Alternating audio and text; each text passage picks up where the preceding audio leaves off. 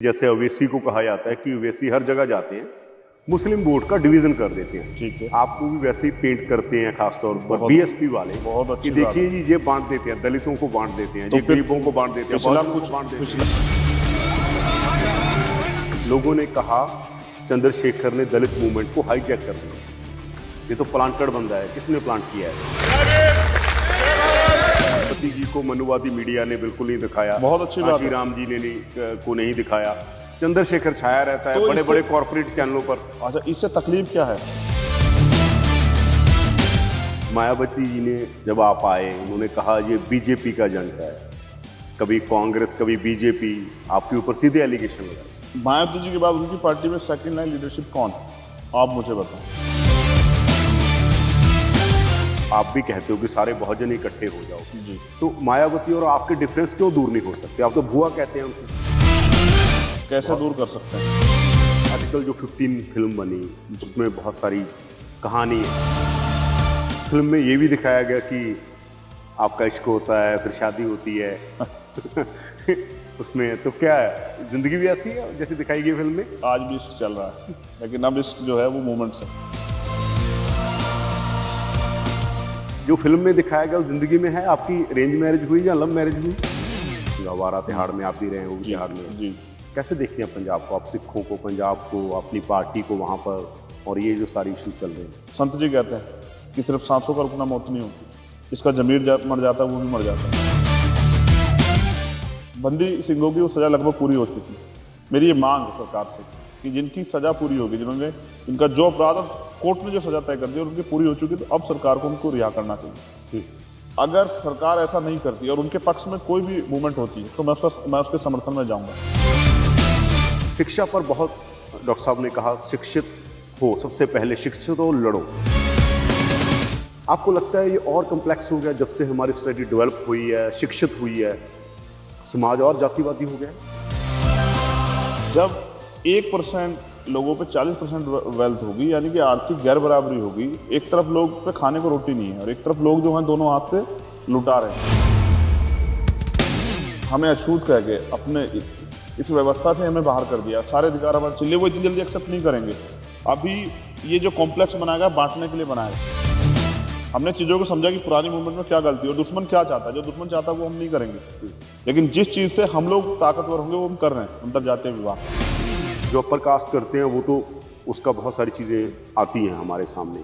हम ये देख रहे हैं कास्ट का क्वेश्चन इतना ज़्यादा कम्प्लेक्स हो गया है कि चाहे वो अनुसूचित जाति हैं, बहुजन सारे समाज में, जहाँ पछड़े हैं, उनमें भी जो कास्टर्स हैं, यहाँ पर वहाँ अंतरजातीय मैरिज की जब बात आती है, कुछ भी इस तरह की बात आती है, वो भी एक दूसरे में वो कहता है मैं इसमें नहीं करूँगा, ये मेरे से छोटा है, ये मेरे से छोटा है, वो करे ये मेरे से बड़ा है, ये मैं इससे बड़ा हूँ, मैं इससे छोटा हूँ। ये व्यवस्था अच्छी तो नहीं है। मैं यही कह रहा हूँ कि ये नीचे भी इतनी ज़्यादा कम्प्लेक्स हो गई बात। नहीं, नास्तिक हैं आप? मेरा विश्वास लाखों माओं के बहनों के प्यार आशीर्वाद में किसी है। शक्ति पर नहीं है। हाँ, किसी शक्ति पे नहीं, ये कड़वा सकते हैं, क्योंकि जो कुछ मिलेगा संघर्ष से मिलेगा। डॉक्टर साहब जब धर्म परिवर्तन करते हैं, नागपुर में बड़ा सम्मेलन होता है, उसके बाद पूरे देश में एक मूवमेंट चलती है, बहुत सारे लोग बौद्ध हो जाते हैं। डॉक्टर साहब ने जैसे कहा यहाँ पर मैं पैदा हुआ हूँ, मरूंगा यहाँ नहीं, आपको लगता हमें है ये अभी समझना भी चाहिए। बौद्ध मगर हो रहे हैं? अगर अभी हो रहे हैं लोग? हाँ, हो रहे हैं, बड़ी चर्चा चल रही है, प्रतिज्ञा ली जा रही, 22 प्रतिज्ञा। उससे पहले उनका प्रयास था सिक्की में भी। हाँ, सिक्की में ही प्रयास था। उन्होंने लंबे समय तक प्रयास किया, लेकिन उस समय के जो षड्यंत्र उनके खिलाफ है उस वजह से वो सिक्की एक्सेप्ट नहीं कर पाए। अच्छा, आपको लगता है अच्छा होता अगर वो सिख होते? अब बाबा साहब मुझसे ज़्यादा समझदार, उनके पास मुझसे ज़्यादा डिग्री थी, उनके पास मुझसे ज़्यादा अनुभव था।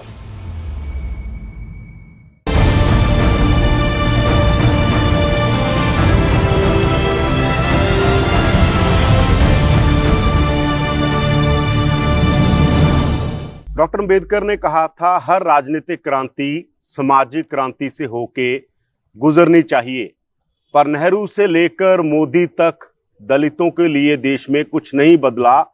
इस पर बहुत ज्यादा लिखा गया, फिल्में बनी, एक आर्टिकल 15 फिल्म बनी जिसमें एक किरदार थे जिनका जिक्र अक्सर पॉलिटिक्स में होता है। चंद्रशेखर रावण हमारे साथ हैं, उनसे बात करेंगे दलित पॉलिटिक्स के बारे में, आंदोलनों के बारे में, इंडिया के अगले फ्यूचर के बारे में। स्वागत है जी बहुत बहुत आपका। जय भीम। जय भीम। पहला सवाल मेरा यही कि जब आप शुरू होते हैं और यहाँ पर खड़े हैं, चंद्रशेखर ने क्या पाया और क्या गवाया? जब उसकी कौम ने क्या पाया और क्या गवाया? दो बड़े सवाल हैं, क्या पाया और क्या गवाया। पाने पे अभी चर्चा करना आसान नहीं है, क्योंकि अभी आंदोलन बढ़ रहा है। अभी आंदोलन अपनी दिशा की तरफ जारी, तो पाने पे चर्चा तो से बेहतर है कि खोने पे। पिछले 8-10 सालों में हमारे आंदोलन से पहले, जब मान्यवर काशीराम साहब 2006 में इस दुनिया से चले गए, तो एक शून्य हुआ है राजनीति में। सामाजिक आंदोलन में फिर भी कुछ लोग काम कर रहे हैं, लेकिन राजनीति में शून्य हुआ है। एक बार अवसर मिला है 2007 में पिछले आंदोलन को, लेकिन 2012 के बाद वो लगातार डाउन गया। तो खोया ये है कि जो अधिकार बाबा साहब अम्बेडकर ने कॉन्स्टिट्यूशन में हमें दिए थे, ना हम उनका प्रयोग कर पा रहे हैं, लगभग वो समाप्त होते जा रहे हैं, जिनकी वजह से हम लोग आगे बढ़े, थोड़े बहुत अवसर पैदा हुए। आपको लगता है समाज आपके साथ खड़ा हुआ है? क्योंकि आप चुनाव लड़े 2022 में भी, है ना, गोरखपुर से जाके लड़े और आप चुनाव, आपकी जमानत भी जब्त हो गई, ऐसा क्यों? देखिए, ये समाज जो है लंबे समय तक ठगा गया। इसमें विश्वास बनाना एक कठिन काम, और ये एक प्रक्रिया के साथ होता है, एकदम नहीं होता। ये इतना भोला समाज है, जब किसी के से चिपक जाता है तो फिर छुड़ाई से नहीं छूटता, और जब किसी को छोड़ देता है तो फिर कितनी ही मिन्नतें करो तब साथ नहीं आता। मैं जिनको नेता मानता हूँ, मान्यवर काशीराम, उन्होंने जब शुरू किया और पहली बार चुनाव लड़े, तो किसी सीट पे 400, किसी सीट पे 500 वोट मिले। दिल्ली में जब उन्होंने अपना पहला चुनाव लड़ाया मुंबई से आने के बाद, नगर पालिका इसका एमसीडी का इलेक्शन, तो 25 के करीब लोग लड़ाए थे, सभी की जमानत जब्त हुई। मेरे पास तो कोई गुरु नहीं है, मैं तो उनके जो वो लिटरेचर उनका है, जो संघर्ष उनका है, बाबा साहब का हो या मानवर काशीराम साहब का हो या ज्योतिबा फूले का हो या साहू जी महाराज का, गुरु गोविंद सिंह, जो तमाम जो गुरु संत गुरु हैं, मैं उन्हीं के संघर्ष से सीख के कर रहा हूँ। मेरे पीछे कोई विरासत नहीं छोड़ के गए वो। जो विरासत उनकी है उस पर कुछ दूसरे लोगों का कब्जा है। तो चुनाव एक ऐसी प्रक्रिया है, यहाँ बहुत सारे नेता ऐसे हैं जिनकी जमानत जब्त हुई। मेरी भी हुई, मुझे खुशी है इस बात की कि मेरी जमानत जब्त हुई। क्योंकि जब आदमी गिरता है तो उसको, उसके पास दो रास्ते हैं, एक तो वो संभल जाए और दूसरा वो हार जाए। तो मैं गिरा, मगर गिर के हारा नहीं, दोबारा से खड़ा हुआ। फिर एक इलेक्शन आया उत्तराखंड में, डिस्ट्रिक्ट हरिद्वार में पंचायत का, वो लड़ाया, 4 सीटें जीती भी, लेकिन सरकार के लोगों ने जबरन हरा दिया। मुकदमे भी दर्ज हुए, विरोध भी हुआ। तो लगातार चल रहा हूँ, उसके बाद घर नहीं बैठा। और क्योंकि चुनाव अंतिम नहीं है। पर आप जैसे कह रहे हैं कि कुछ लोगों के पास विरासत आ गई, या मेरे पास तो कुछ नहीं था, लोगों ने कहा चंद्रशेखर ने दलित मूवमेंट को हाईजैक कर लिया, ये तो प्लांटेड बंदा है। किसने प्लांट किया ऐसे? हाईजैक नहीं है। देखो, दलित, मैं बात पूरे बहुजन की करता हूँ, लेकिन आप दलित पे बात कर रहे हैं, इसलिए मैं आपसे इस पे चर्चा कर रहा हूँ। हमें मानवर काशीराम साहब का आंदोलन बहुजन सिखाता है, दलित, पिछड़े, आदिवासी और जो अन्य धार्मिक अल्पसंख्यक, जैन, सिख, बौद्ध, पारसी, ईसाई, मुसलमान। लेकिन आप एक पर्टिकुलर इशू पे बात कर रहे हैं और मैं फिर उस पर जवाब देते हुए मुझे कोई गुरेज नहीं। दलित अभी भी इस देश में स्वाभिमान सम्मान की लड़ाई लड़ रहा है। जो अत्याचार उसके खिलाफ होते हैं, उनके विरुद्ध न्याय की लड़ाई लड़ रहा है। अभी वो पावर की लड़ाई नहीं लड़ रहा है। मान्यवर काशीराम साहब उसको काफी हद तक तैयार करके गए, लेकिन जिनके भरोसे वो रहा, उन्होंने उसको ठग लिया। आज भी सुबह जब दलित उठता है, देश उठता है, इधर दलित भी उठता है, तो वो अखबार भी अगर आप देखोगे तो उसको तमाचे पे तमाचे पड़ते हैं। कहीं उसकी बच्ची के साथ रेप हो गया है, कहीं उसकी जमीन छीननी है, कहीं उसकी मूछें रखने पे जो उसकी हत्या हो गई, मट्टी की छूने पे जो है पानी की उसकी हत्या हो गई है, कहीं घोड़ी पे बैठने पे उसके साथ अन्याय हो गया है, कहीं कोई उसके बाल नहीं काट रहा है। तो वो इन सब समस्याओं को वो उसने अपने ऊपर हावी कर लिया। तो अभी मैंने हाईजैक नहीं किया, आज हम उनके बुनियादी मुद्दों को उठा रहे हैं। नहीं, मायावती जी ने जब आप आए उन्होंने कहा ये बीजेपी का एजेंट है, कभी कांग्रेस कभी बीजेपी, आपके ऊपर सीधे एलिगेशन लगाए। अच्छा, और मैं दलित मूवमेंट से जुड़े जो मायावती से जुड़े लोग हैं वो आपको सीधा कटहरे में खड़ा कर देते हैं। उनसे जब बात होती है कि ये कहाँ से चंद्रशेखर कैसे पैदा हो गया, हमें तो कभी मीडिया ने दिखाया नहीं। ये चंद्रशेखर को इतना मीडिया क्यों दिखा रहा है, ये मनुवादी मीडिया उसको इतना क्यों पेश कर रहा है? दो चीजें हैं। पहले एक चीज पे बात कर लेते हैं, जो आपने कहा कि मायावती जी क्या कह रही हैं। तो मैं मायावती जी के बाद उनकी पार्टी में सेकंड लाइन लीडरशिप कौन है, आप मुझे बताओ, फिर मैं अपना जवाब आपको दूंगा। आप एक जर्नलिस्ट हैं, सबसे आपकी क्लोज नजर, मिश्रा जी हैं उनके, उसके बिना तो कोई क्या कोई एक गरीब दलित का बेटा उन्होंने बना के खड़ा किया है? उन्होंने तो वादा किया, देखो वो कितना झूठ बोलती है।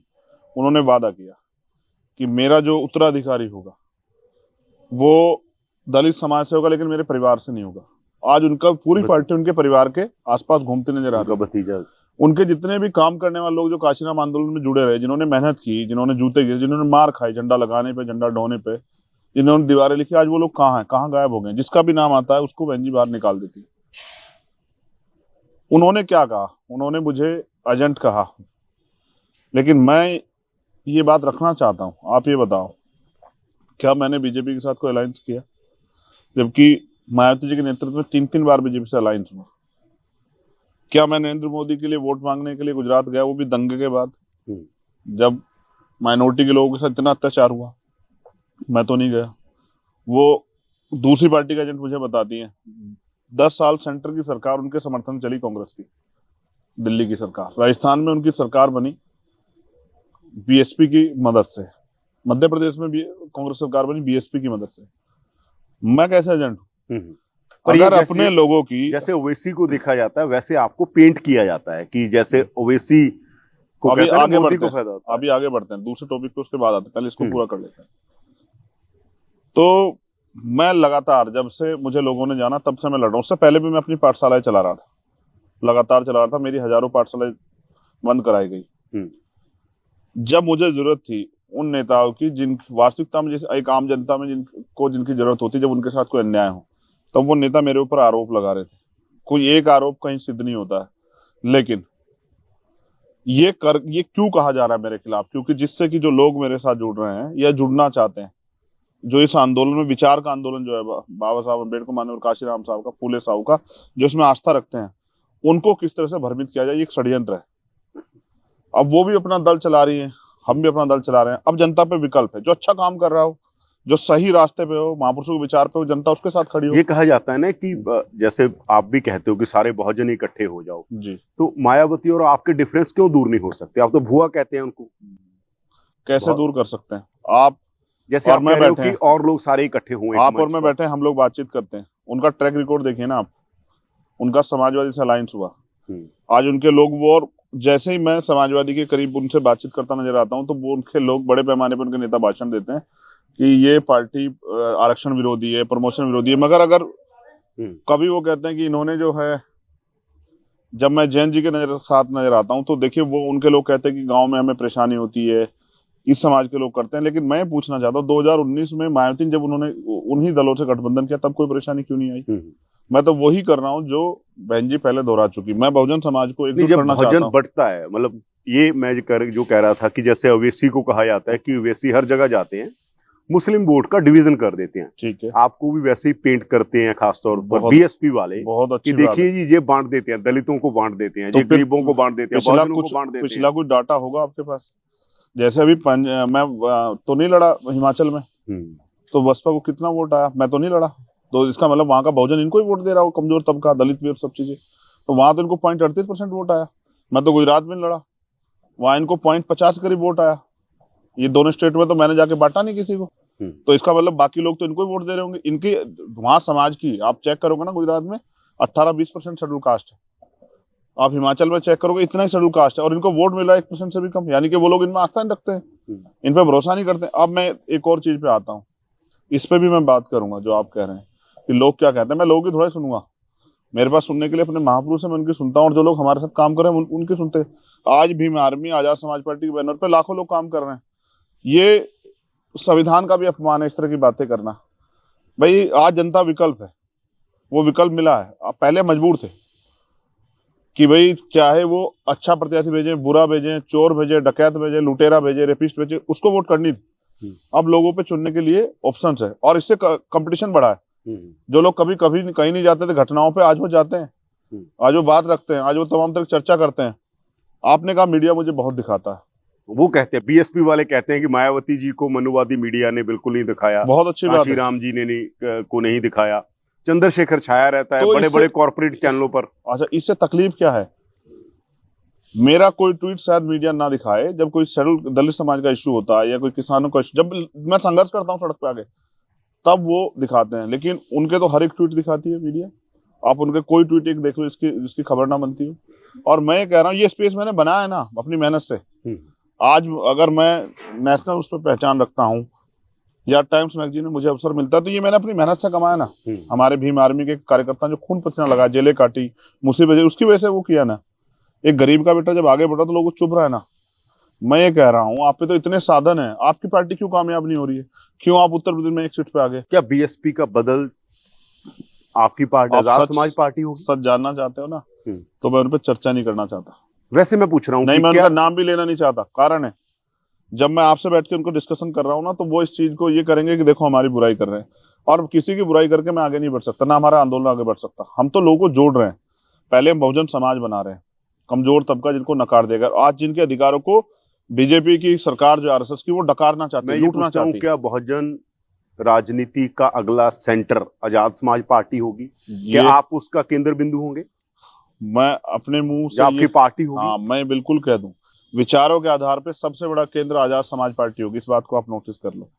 लेकिन हम अभी मेहनत बहुत बाकी है।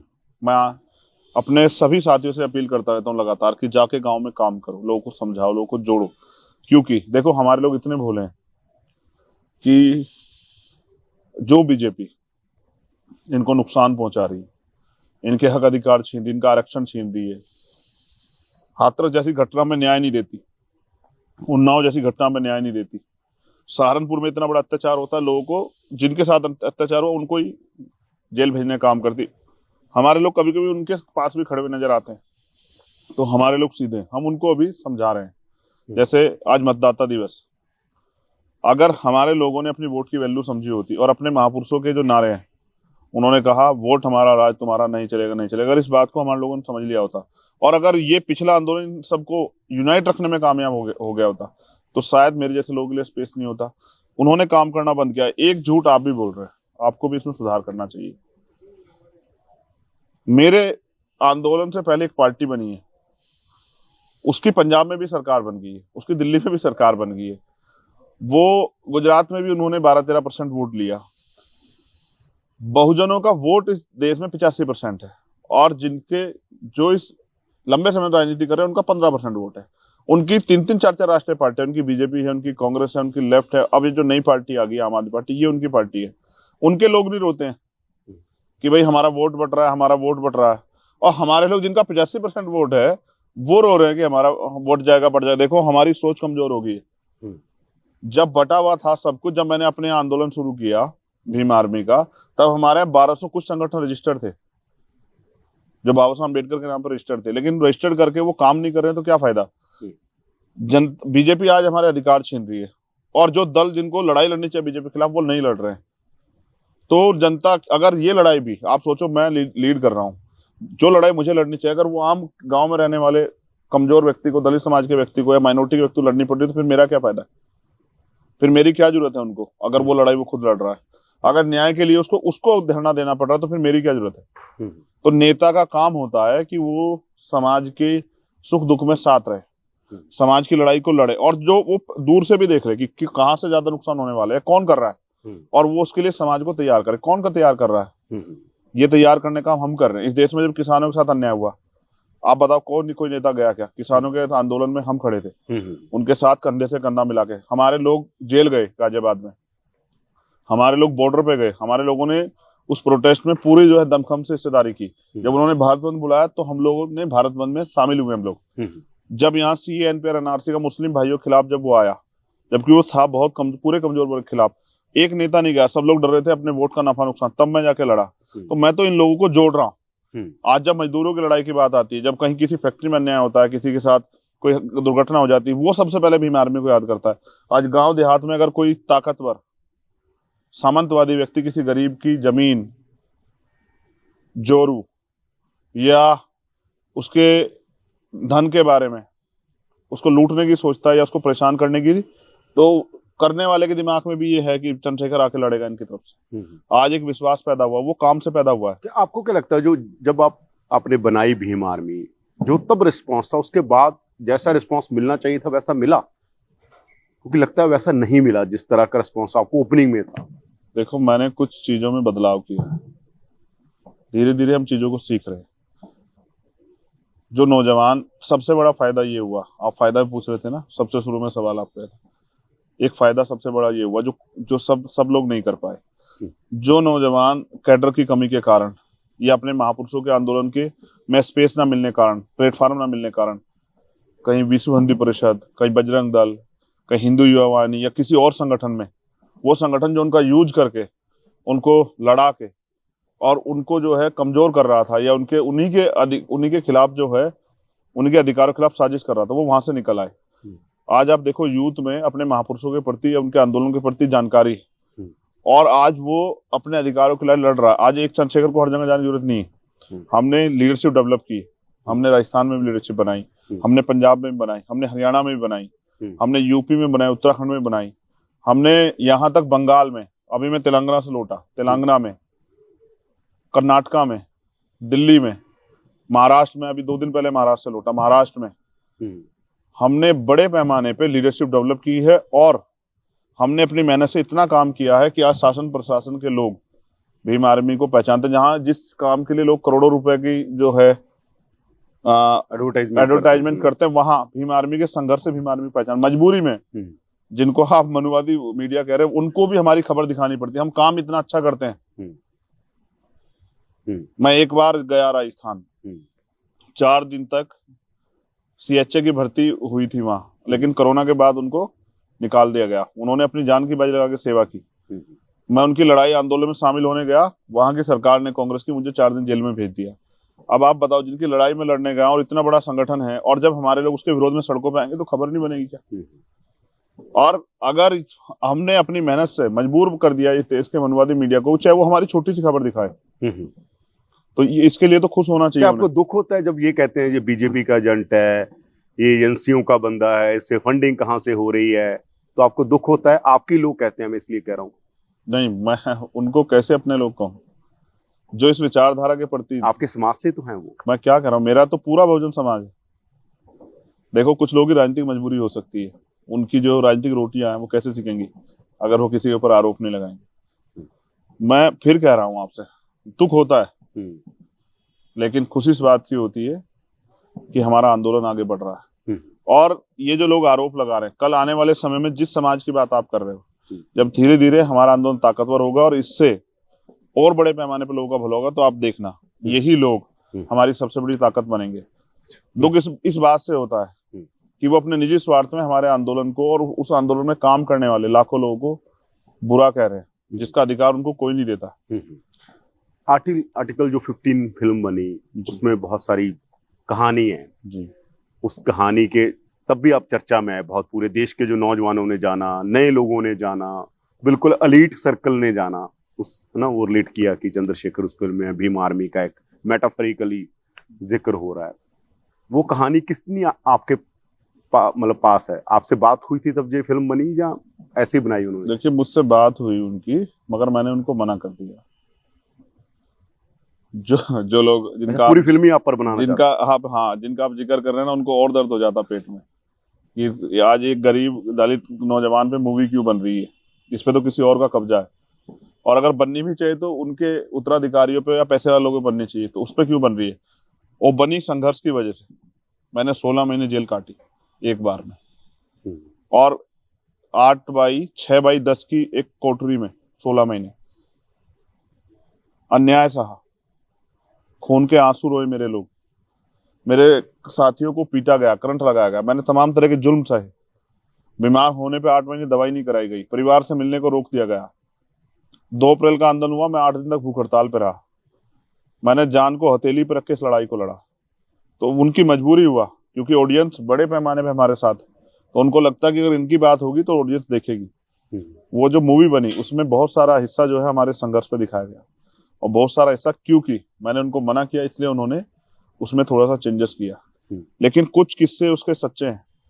जैसे जैसे आज क्या क्या जो आपकी जिंदगी से पूरा जुड़ा हुआ है? आज जो भी अपने समुदाय के लिए ईमानदार से लड़ेगा उसको मरना पड़ेगा, और कुछ नेता उसके ऊपर ऐसे आरोप लगाएंगे जैसे आप अभी जिनका आरोपों का मुझसे जिक्र कर रहे हैं, कहेंगे ये तो नौजवान है, ये तो हिंसा करते हैं, तो ये करते, ये सहने पड़ेंगे अगर आप अपने लोग हितों की रक्षा करोगे। मैं पढ़ा लिखा वकील हूँ और मुझे पता है वायलेंस में और सेल्फ डिफेंस में क्या फर्क है। एक मूवी आई जय भीम,